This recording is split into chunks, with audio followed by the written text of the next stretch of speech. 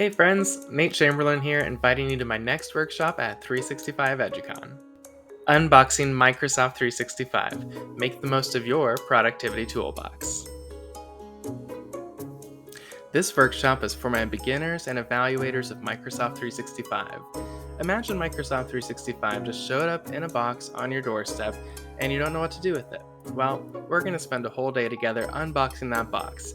We're going to cover SharePoint, Teams, OneDrive, To-Do, Planner, Outlook, the Office 365 apps, and so much more. Specifically, we'll be touching on things like Teams versus SharePoint versus OneDrive, and understanding permissions throughout Microsoft 365 and how the apps work together.